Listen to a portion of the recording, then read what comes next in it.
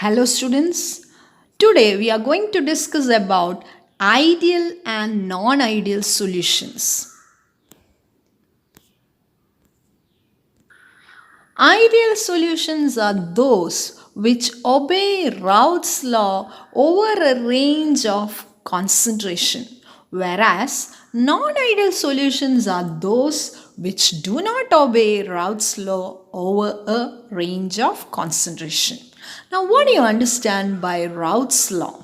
Raoult's law states that the partial pressure of any volatile component in a solution at constant temperature is proportional to the mole fraction of that component in solution. We shall just find out what are the conditions for formation of ideal solutions. If two components are present in the ideal solution and let the two components be A and B, then we can say that the partial pressure of the component A is proportional to the mole fraction of A, and accordingly it is written as PA is equal to P0A into XA. Whereas if it obeys Raoult's law, PB is again equal to P0B into XB. Also, for ideal solutions, it is seen that the change in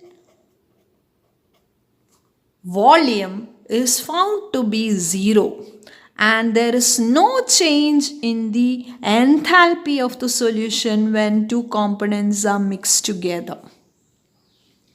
So all those solutions in which the components obey Raoult's law and where the delta H of mixing is equal to 0, delta V of mixing is equal to 0, we find that ideal solutions are formed. What do you understand by this? You find that the change in the volume on mixing, that is volume of solute plus volume of solvent is equal to volume of solution. So the difference in volume on mixing will be equal to 0. For example, when 100 ml of benzene is mixed with 80 ml of toluene, total volume of the solution should be 180 ml. Similarly, heat change on mixing of two components to form a solution should be 0. That is, there should neither be heat evolved during the process or heat should never be absorbed. Another thing that should happen, or another characteristics of ideal solution, is that there should not be any chemical reaction between the solute and the solvent. Molecules should not undergo any association or dissociation in the solvent. The most important property of ideal solution is that both the components are identical in the molecular structure, molecular size, and it should have the same type of intermolecular forces. So we have assumed the binary solution to be made up of the two components A and B. So you find that there are different types of interactions possible here. A will interact with A, B will interact with B, and A may interact with B. So three types of intermolecular forces exist between the different components. So first component A is considered as the solvent, whereas B is considered as the solute. So solvent-solvent interactions must be equal to solute-solute interactions, which is also equal to solvent-solute interactions. If all these conditions are satisfied, we say that it is an ideal solution. So what do you understand by ideal solution? All the solutions which obey Raoult's law over a range of concentration where PA is equal to P0A XA, PB is equal to P0B XB, and where delta H of mixing will be equal to 0 and delta V of mixing is equal to 0, and the solutions in which the AA interactions are equal to BB interactions, which is equal to AB interactions. So we find that solvent-solvent interactions must be equal to solute-solute interactions, which is again equal to solute-solvent interactions. If all these conditions are satisfied, we say that it is an ideal solution. So, theoretically, ideal solutions are permissible. Some solutions like binary mixtures, which are made up of mixing benzene and toluene,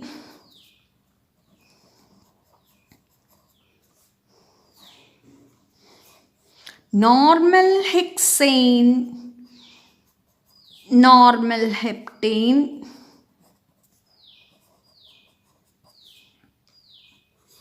chlorobenzene, bromobenzene,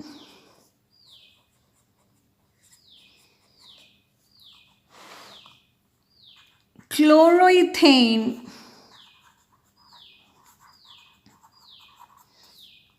and chloroethane and bromoethane are examples of ideal solutions. We shall now represent the ideal solution graphically, for which we have to draw a plot against vapor pressure and mole fraction. We'll see how to draw it. First, on the y-axis we take vapor pressure, and on the x-axis we represent mole fraction. Here we are going to represent vapor pressure of two components A and B. So the first y-axis represents the vapor pressure of the first component A, that is the solvent, and the other one as the B component. And here we are assuming that the volatility of B is more than that of A. So suppose P0A is the vapor pressure of the first component and P0B is the vapor pressure of the second component. And if we are representing mole fraction of first component to be maximum here, the other component will have minimum value at this extreme state.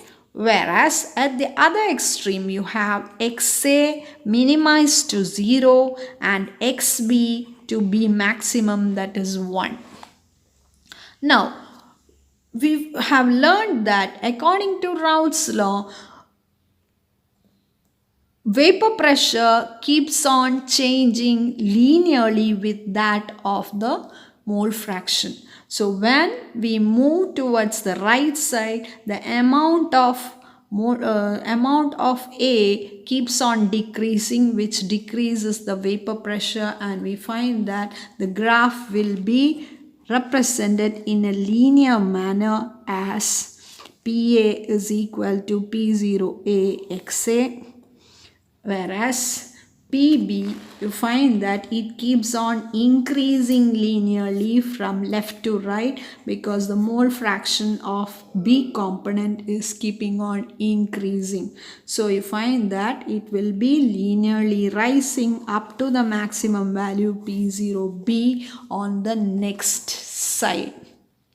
So the total vapor pressure is the sum total of the PA and PB. So that is obtained by just joining the extreme values. So this represents PA is equal to P0AXA, whereas this graph represents PB is equal to P0BXB, and the final graph is the representation of P ideal solution. P ideal solution is the sum total of PA and PB. So this graph represents the ideal solution graph. Mathematically, it can be represented as P solution or P ideal solution is equal to PA plus PB.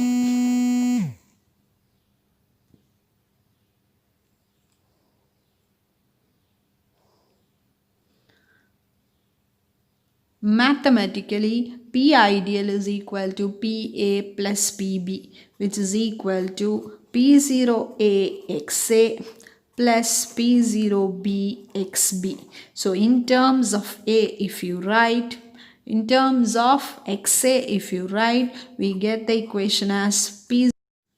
In terms of XA, if you write, P ideal becomes equal to P0AXA plus P0B into 1 minus XA. This we have already proved in the previous video.